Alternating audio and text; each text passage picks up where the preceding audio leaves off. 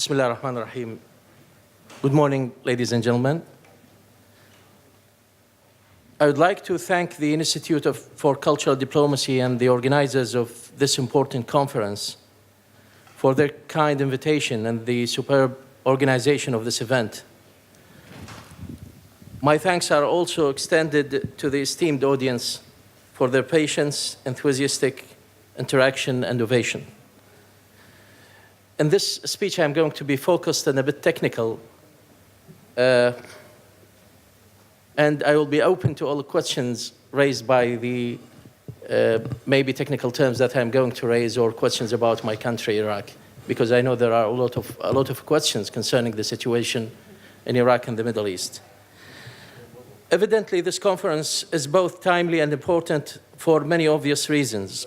Among these reasons is what the world is witnessing because of the intolerance and hatred practiced by people who think that they solely seize the truth and have the right to live and classify other people into those who deserve to live and others who should perish. We are in dire need of such conferences, meetings, events, forums, etc., to denounce the discourse of hatred and discrimination and sublimate and promulgate the discourse of a human fraternity and belonging to one human family. We extremely need such activities because we have to find, introduce, and adopt a common human discourse that highlights and emphasizes our common denominators as human beings full of purpose and responsibility. The notion of cultural diplomacy belongs to the discipline of social sciences that originated in the late 16th century, of course with difference in relating back this discipline or field of knowledge into its real beginning. It was originated at the hands of European philosophers and thinkers, but the conceptual as well as the theoretical framework of social sciences, particularly sociology or the science of society, is also attributable to Arab and Islamic thinkers like Ibn Khaldun, who is considered by many as among the founding fathers of the discipline, particularly in his work, The Introduction, Al-Muqaddimah, or the Prolegomena. However, the thought of Ibn Khaldun and other Islamic thinkers was the culmination of the early pondering of scholars of Basra who established the first school of linguistics, polemics, and theology. I'm reciting this in order to bring into your attention the fact that at the level of academic institutions and elites, we can consider the discipline of cultural diplomacy through different angles or viewpoints that combine the two schools, the two worlds, the Western world and the Eastern worlds, and that provide us with an apparatus to understand how cultural diplomacy is understood or how it works.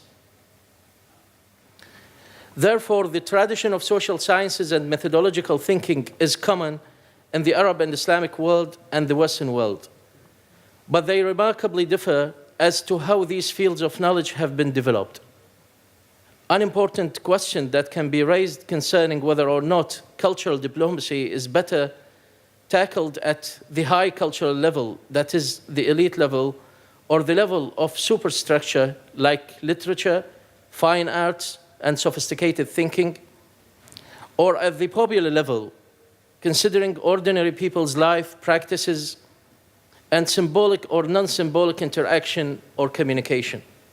Apparently, in such circumstances and events that the world is going through, cultural diplomacy is much needed at the popular level or grassroots level. Nevertheless, it is also needed at the higher institutional, governmental or non-governmental level. It is both ways. It is a two-way process that goes from bottom to top or top-down level. It should be adopted by elites, by institutions, or even by people who practice their ordinary life or their daily life. Cultural diplomacy needs to be taught, trained, and imparted to people as socio-cultural skills. It needs to be negotiated with dominant patterns of thinking in given or targeted societies. It needs to be understood and embraced rather than imposed or coerced. One of the many ways how such knowledge and skills can be disseminated by learning, particularly learning by analogy, a method which is very familiar to most communities and has impact on their way of thinking. There was always this question, how cultural diplomacy can be taught to people, and this is one of the examples. And I'm going to give a brief definition of the word analogy taken from the Wikipedia. It is also available or given by other dictionaries. Is a cognitive process of transferring information or meaning from a particular subject, the analog or source, to another, the target, or a linguistic expression corresponding to such process. In a narrower sense, analogy is an inference or an argument from one particular to another particular, as opposed to deduction, induction, and abduction, where at least one of the premises or the conclusion is general. This is a bit of logical definition. The word analogy can also refer to the relation between the source and the target themselves, which is often, though not necessarily, a similarity as in the biological notion of analogy.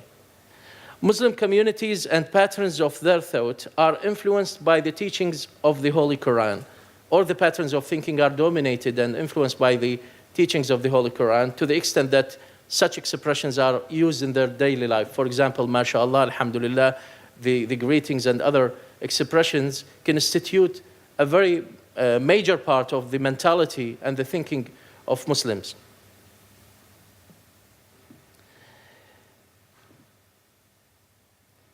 So Muslim communities' patterns of their thought are influenced by the teachings of the Holy Quran, the prophetic tradition, and the sayings and behavior of the companions and imams.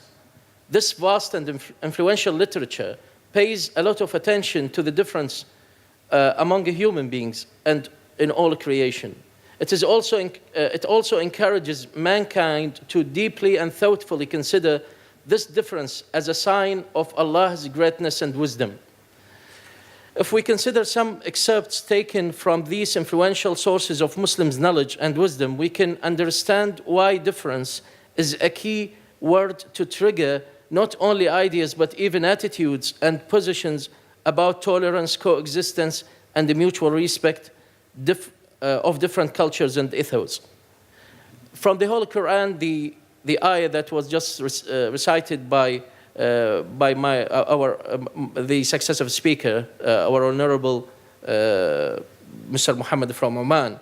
O mankind, indeed, we have created you from male and female and made you peoples and tribes that you may know each other or one another.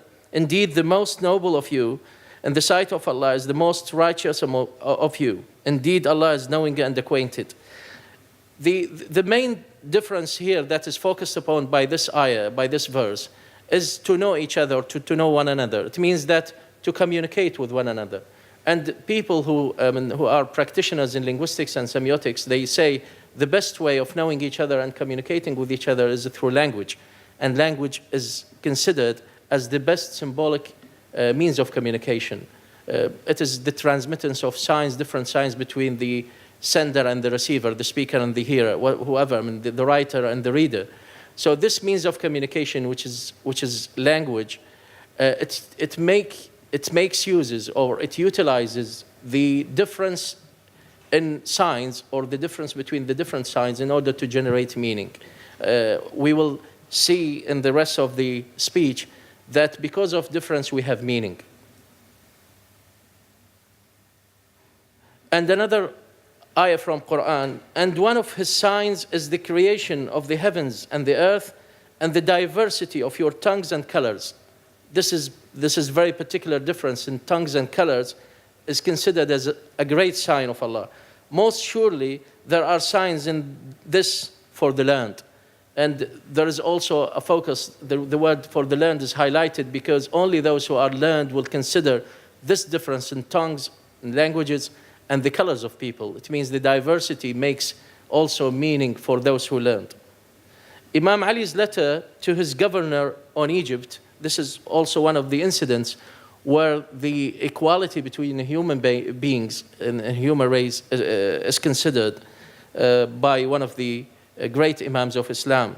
This is a very famous letter that can be considered as a list of instructions to the governor of Egypt, which can be used by other governors, of course. It underlies almost all of the teachings of Islam for those who practice the rulership or the governorship of the citizens. So Imam Ali tells Malik, his governor on Egypt, develop in your heart the feeling of love for your people and let it be the source of kindliness and blessing to them.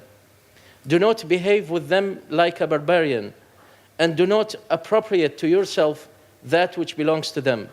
Remember that citizens of the state are of two categories. This is, I think, the most important sentence in this excerpt.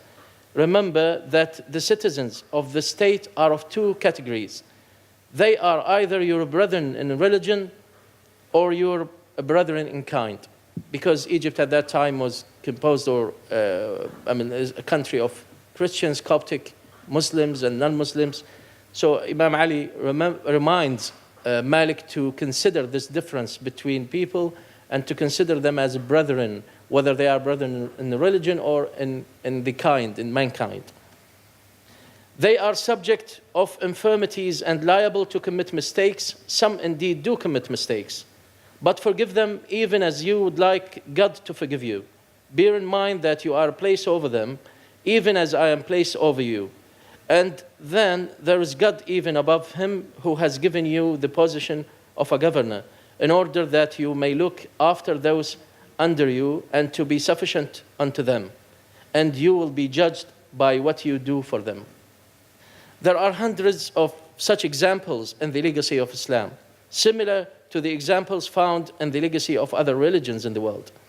Members of the human family share a tremendous range of common values and principles that can bring them even closer.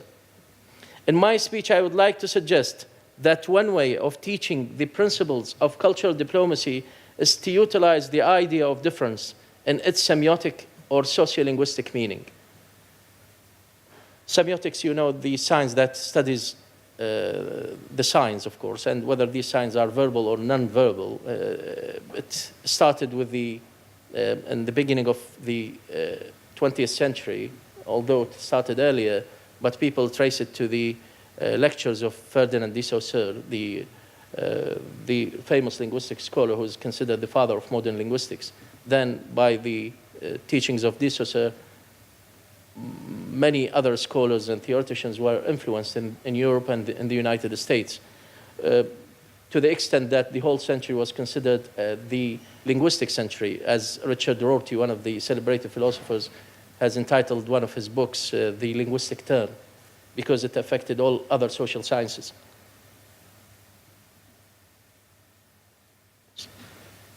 Particularly the way it was introduced by Ferdinand de Saussure and modern semioticians as the value lying behind the sign, linguistic or otherwise. In other words, what gives a sign its meaning and determines its relation to its signifier and signified, these are the technical terms introduced by de Saussure, is its meaning resulted from its difference and other signs. In another word, we consider a human being, an individual or citizen, as a sign, because we are all we do generate meanings within the social or the human context of our communication. We can be considered as signs. And societies and cultures also can be understood or can be perceived as a system of signs or as signs by themselves. In other words, what gives a sign its meaning and determines its relation to its signifier and signified is its meaning resulted from its difference from other signs. Hence, each different sign is valuable, meaningful, and important because it completes the meaning of any symbolic product. Symbolic products such as utterances, works of art, or any other production of meaning. In any semiotic pattern, the process of generating meaning is determined by how different the successive signs are in their form, structure, and function. That is to say, that's why we say difference is very crucial, because it is the difference that gives us value and meaning. Without being different, we would be similar, and then we would be meaningless. Without such variation and dissimilarity, meaningful communication and/or the generation of meanings among users of a given semiotic system in a particular community will be absurd and impossible. This analogy is pertinent to almost all societies and cultures because it is in harmony with most of their religions and non-religious legacies. It reflects how difference is vital and decisive in our life, because our life is about creating and generating meanings through our semiotic interaction. Logically speaking, all our generated meanings can fall under one of two categories, either true or false. When we consider the meaning of or the value of premises or statements, logically, they can either be said true or false. But here, since we are considering the cross-cultural communication and the cross-cultural meaning, we should deal with other values rather than true or false. So science and logic can be useful, but they are not the only tools that can be used in evaluating our cultural and cross-cultural communication. Logically speaking, all our generated meanings can fall under one of two categories, either true or false, while other disciplines and systems of thoughts like philosophy, literature, art, etc., perceive of meaning in other less decisive terms, such as beautiful, valuable, rightful, etc. Therefore, along with our method of perceiving of cultural diplomacy in a semiotic way, we also need a judgmental system that transcends the strict categories of logic and science and opens its boundaries into the cross-cultural and the human and social sciences. Love is not a human invention. It is instinctive and innate. Prophet Muhammad, peace be upon him, said, "Love for your brother what you love for yourself." Brother here is a generic term covering all human beings. We need to love one another so that we can love ourselves. Any human communication, no matter how successful and meaningful, it will be useless without love. Thank you very much indeed.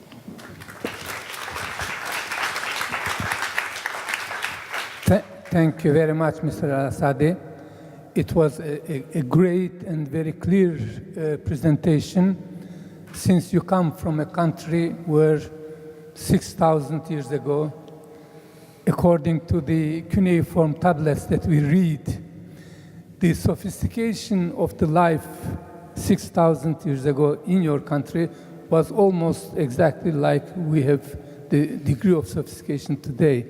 So thanks to this, of course, you made an excellent presentation with more emphasis on the Islamic culture, because now the subject of our seminar is Islamic culture, or Arab world of today, which is dominated by Islam.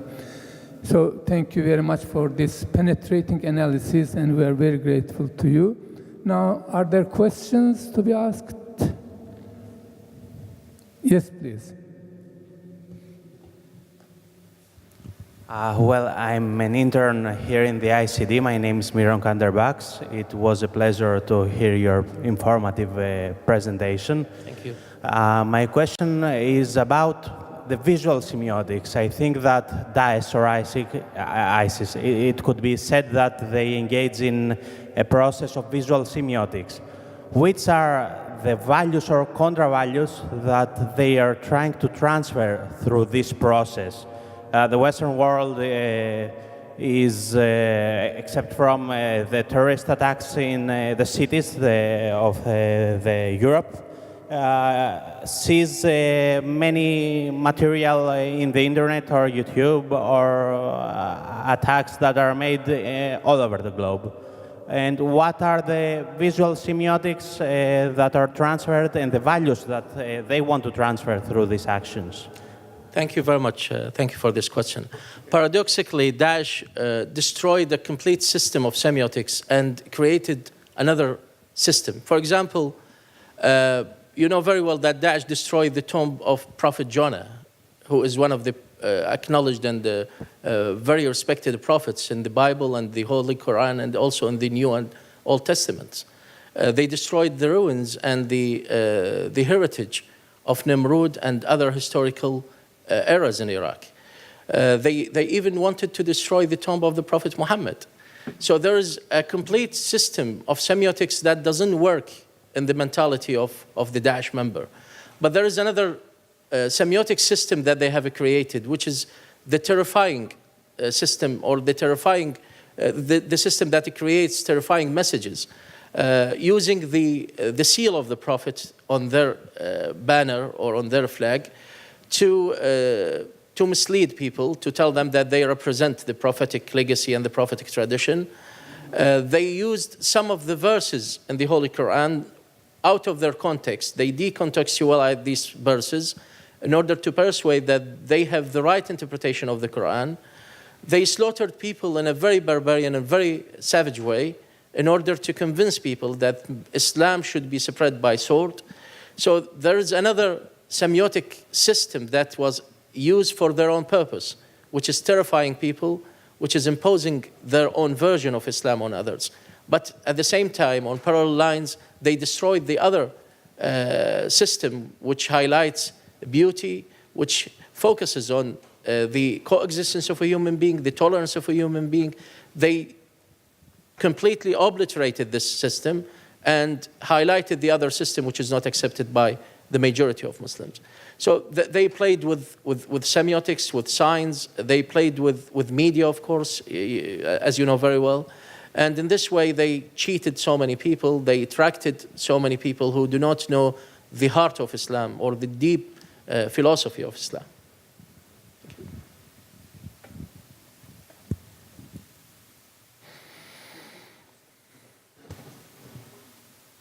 Thank you very much. Are there other questions? Yes.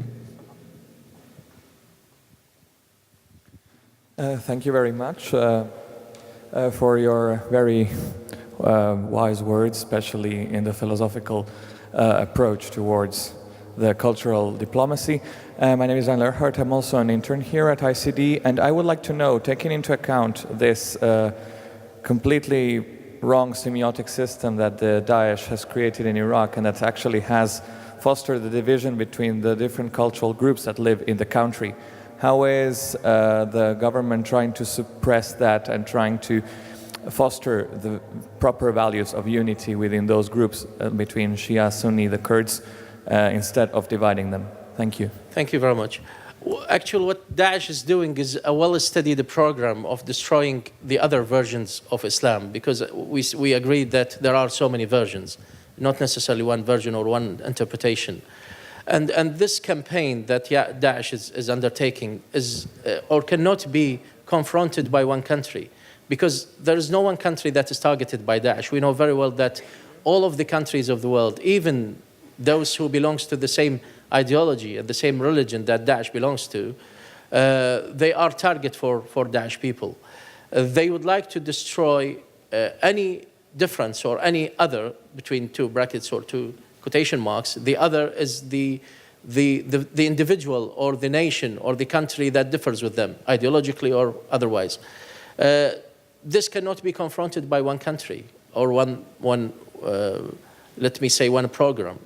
However, Iraqis are doing their best to confront Daesh by bringing the solidarity between the different components of the Iraqi society. You know, Yazidis were displaced and they were immigrants because of the atrocities undertaken by Daesh against them. Christians were target for Daesh, Muslims, Shia Muslims, Sunni Muslims. That's why the Iraqi government, the Iraqi institutions know very well that they are all concerned about fighting or concerned about putting an end for Daesh by bringing together the different components of the Iraqi society, by employing media, educational systems, by seeking the international solidarity as well. The neighboring countries are also concerned, and they are also threatened by the existence of Daesh. So everybody is concerned because these people constitute a threat to all human beings, to all human civilization and human culture. So they need to be faced by all human beings. Thank you.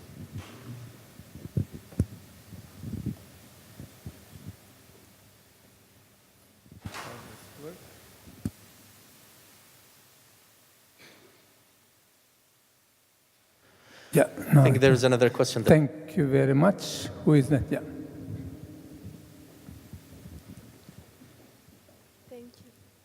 Thank you very much for your speech. I very much enjoyed it.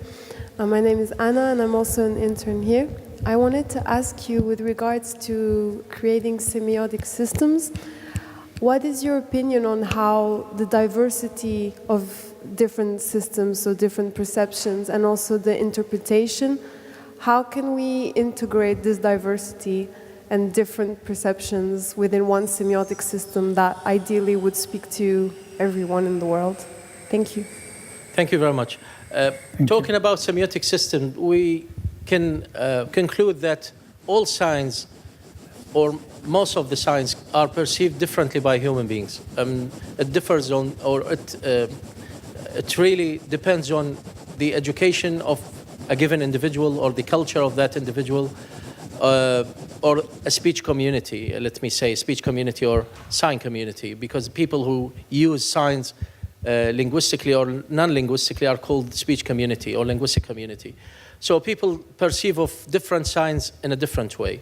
But there are signs that are common to all human beings. I mean, these signs are values rather than just signs. That's why I differentiated between the logical perception of signs and the cultural perception of signs. For example, costumes, folklore, stories, whatever components of culture can be exchanged by different societies as signs. Cross-cultural marriages, relationships, whatever, these are also signs that can be exchanged by different cultures. So to focus on signs in their logical and philosophical way in educational systems, and in media is not going to help. What will help is the exchange of signs, the integration of signs as cultural systems, not necessarily logical systems. As non-linguistic systems, maybe the components or the elements of culture. And this is based on how successfully we communicate, because in order to communicate, it doesn't require us to have similar languages. We can communicate, even people communicate without developing languages, because earlier societies, we are told by anthropologists and other scientists, they have been communicating just by using vocalization, I mean, without any written or spoken clear language. It means that still the human race can communicate, can live, can coexist even without using linguistic signs. And by not using linguistic signs, we need to resort to other signs. The signs that bear values common to all human beings. And the values between Muslims, Christians, Jews, and all of the religions of the world, I think they are common. They are well known to them. They are accepted by them because they come from one source. And this one source is our human nature and our being members of the human family.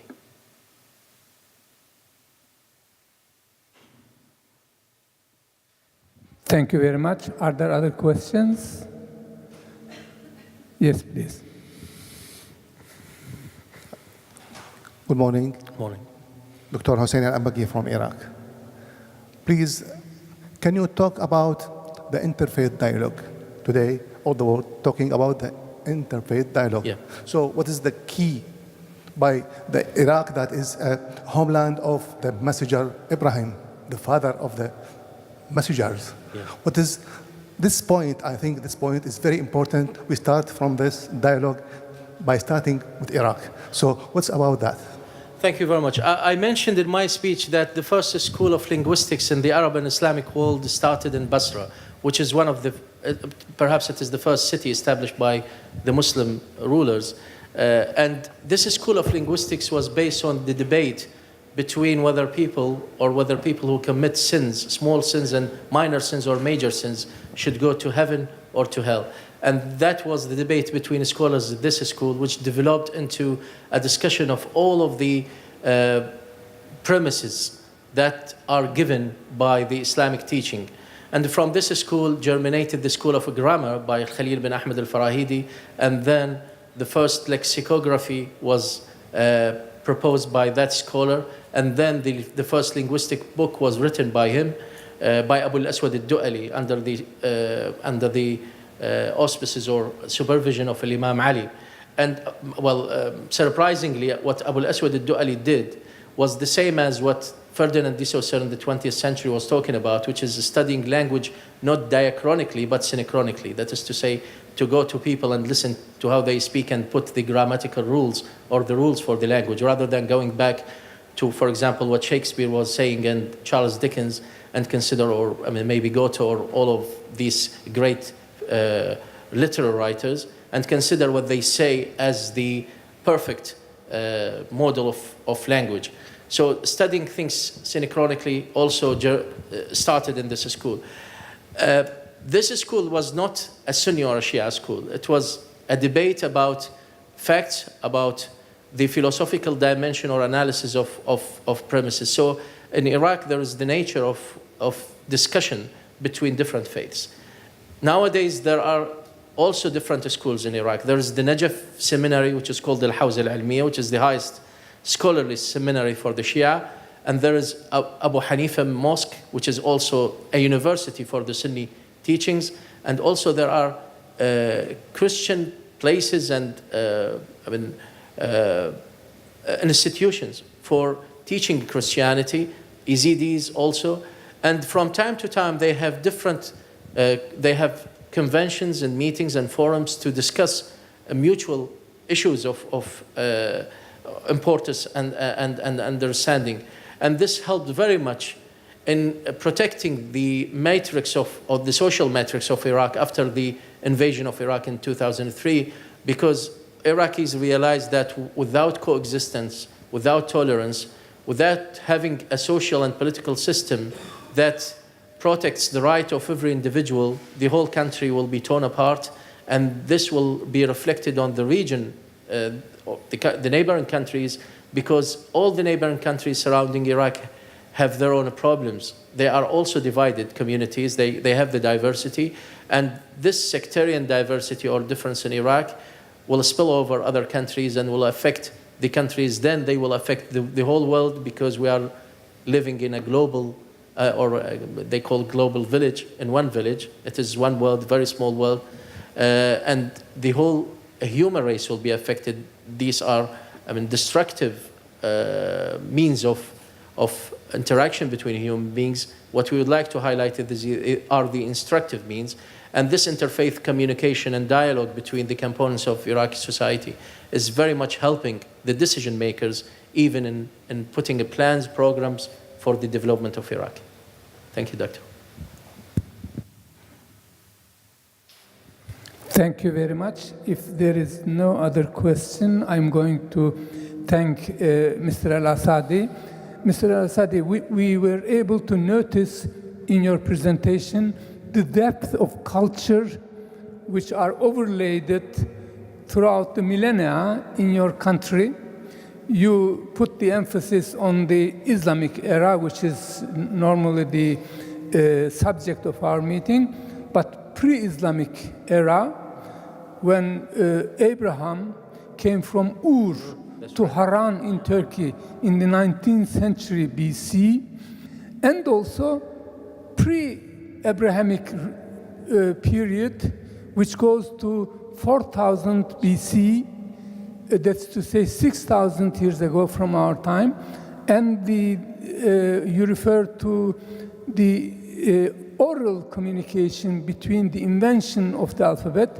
Already 6,000 years ago, your great ancestors were using cuneiform alphabet to write what they thought. Gilgamesh and Hammurabi wrote their laws and their saying, their poems in the cuneiform alphabet, and the Iraqi people are the legitimate inheritors of all these civilizations that goes, at least the written way, to 6,000 years ago, but of course in unwritten form more than that. And we congratulate you for your excellent presentation, which reflects the depth of the culture in your country. Thank you very much. Something important I would like to mention, on the 15th, from the 15th to the 17th of July, there was a convention, a meeting in Turkey for the UNESCO and its members. Of course, not discussing the coup in Turkey. They were discussing the listing of the Iraqi marshes that go back 6,000 years in history to listing it into the World Heritage. So Iraqi marshes now are listed on the World Heritage, and this is the cradle place or the cradle birth of civilization, where Ur, Sumer, and Uruk, of course, the place of Gilgamesh. The Gilgamesh epic was written in Uruk. It was talking about the king of Uruk who was looking for eternity. This is a very famous epic. That was in Turkey, and finally Iraq got this international recognition, although it was also listed as one of the countries that 2 of the 7 wonders of the world were in Iraq, but now I think there is a different list. So thank you very much for bringing this into attention. Thanks a lot. Thank you very much.